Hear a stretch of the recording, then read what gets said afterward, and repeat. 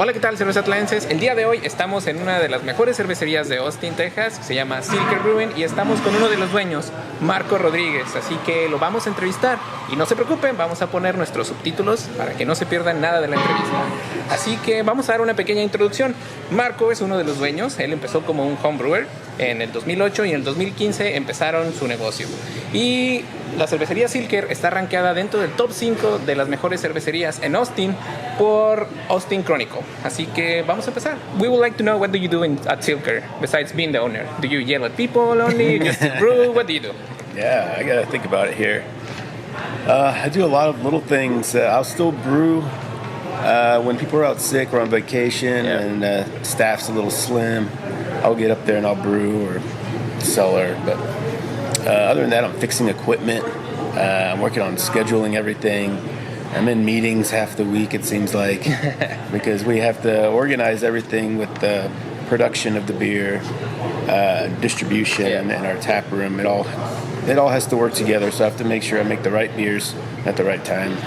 So a lot of that stuff behind the scenes work. All the hard work. Yeah, the computer work.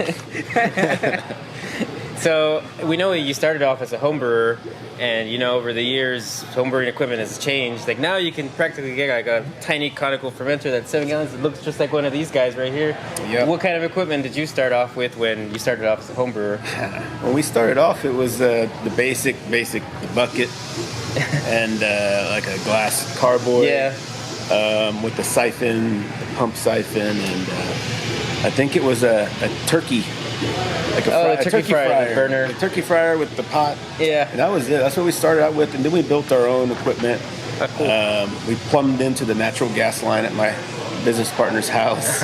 And then we had a 3-burner system with hot water, mash lauter tun, and a boil kettle. Cool. So. And you managed to make good beer with all. We made pretty good beer. It took some figuring out, Had to figure out how to do some electrical wiring and stuff, and it was good. So, did you enter any competition as a homebrewer? Yeah. The first competition we entered was called the Blue Bonnet. Oh yeah, in Okay. Dallas. We entered Dallas. Yeah, the Dallas. It's like, I think at the time it Second was biggest now. nationally, right? Yeah. Yeah. I think it was one of the biggest back then too. Yeah. It was the biggest in the state. Yeah. And we took a gold medal for Marco IPA. Oh, okay. That was 9 years ago or something. Okay. Cool. Back when all the IPAs were clear. So was that your most successful beer entering into recipes, or did you have others that did really well in competition? Marco won 2 golds. It won like another competition in Houston.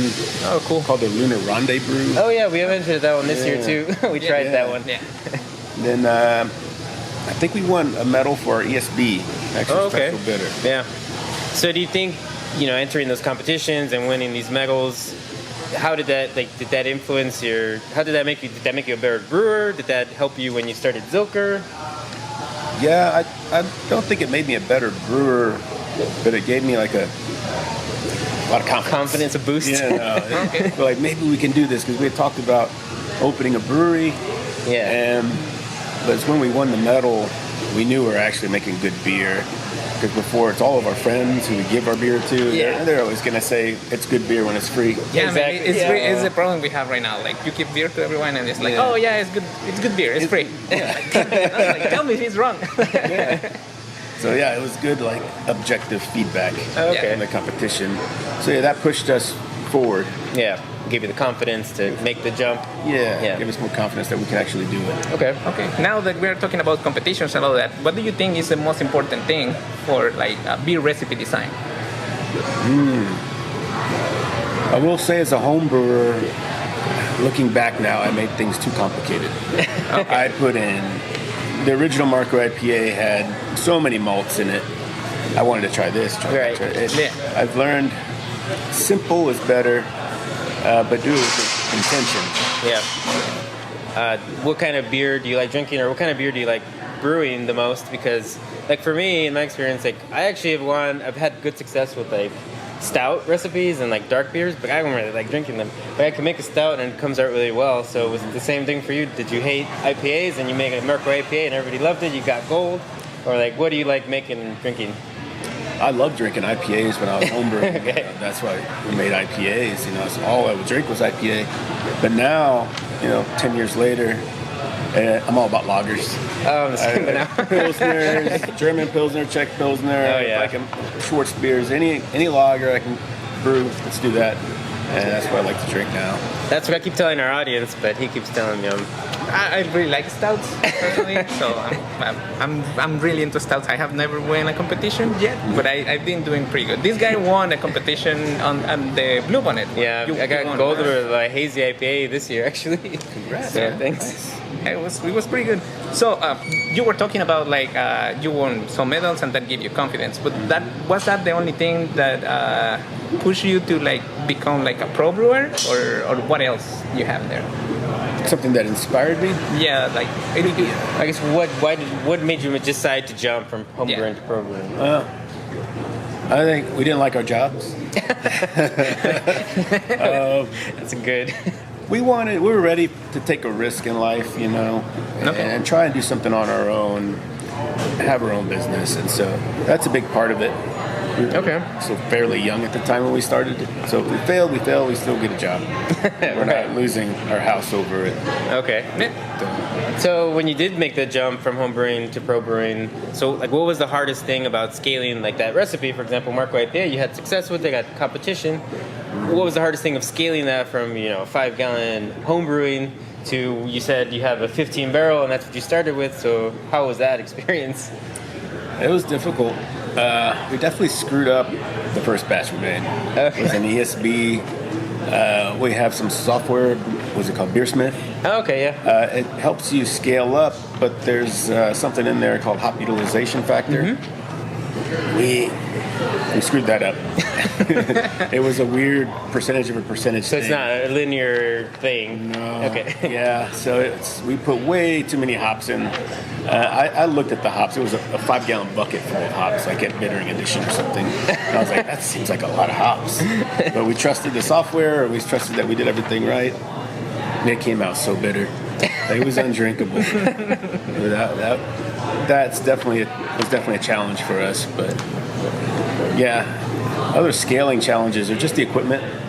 So, but I had some experience in other breweries, so that helped that. Okay. Learning pumps, doing CIPs, how to clean these tanks here. Okay, so you did work at another brewery before starting Zilker? I volunteered at Jester King for like 3 years, mainly on the bottling line, but I was able to convince them to get me like an apprenticeship. Oh, so nice. They had me cleaning filters, milling grain, all the dirty work, cleaning tanks. All the stuff they didn't want to do. Yeah, a lot of barrel work there. And then I got up on the brew house for some of their spontaneous beers, like some of the early spontaneous beers that they made. Okay. So I got a little bit of everything. And then I worked at Black Star Co-op for off and on while we were building out here. Oh, okay. Yeah. They would let me see their system. They had a Premier system too. Oh, okay. So that helped. The brew pub thing? Mm-hmm. Yeah. Okay, cool. Nice.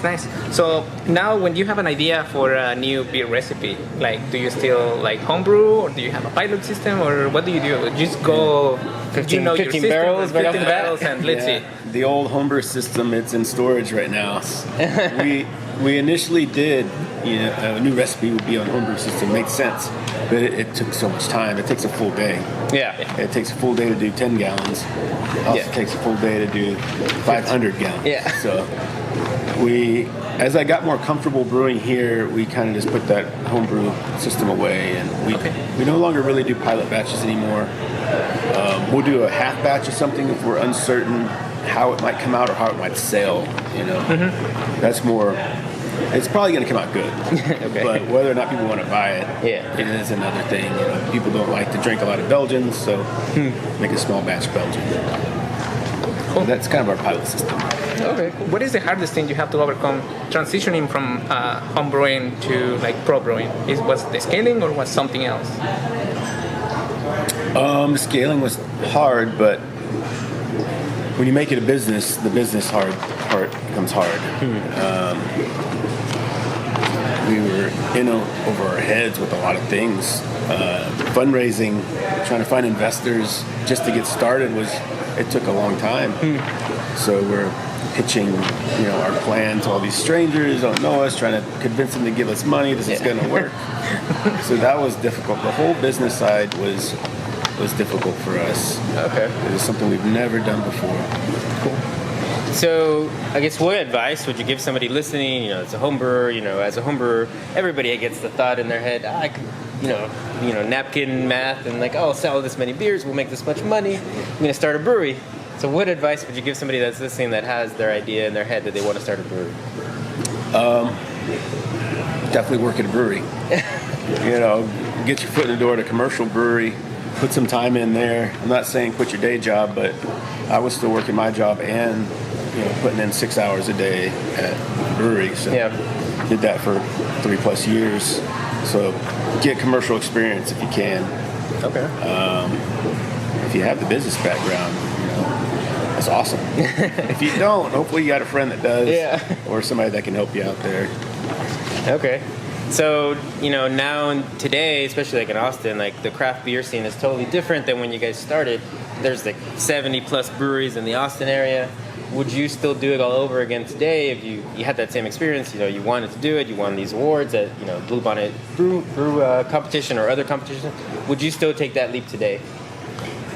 No. Not if I had the skill set that I had back then to start a brewery. No. The competition is stiff right now. There's people making really good beer here in Austin. No, I couldn't come out making the beer that I started making commercially. It took us a while for me to learn and get to the level and the quality level that we're at right now. Yeah. So, you got to come out strong these days. Yeah. At least in Austin. Yeah, for sure. There's a lot of competition here. Mm-hmm. We ask you if you can't share a recipe with the audience. You probably will. So can you? I can share a recipe. Like I said, our computer with our old homebrew recipes crashed.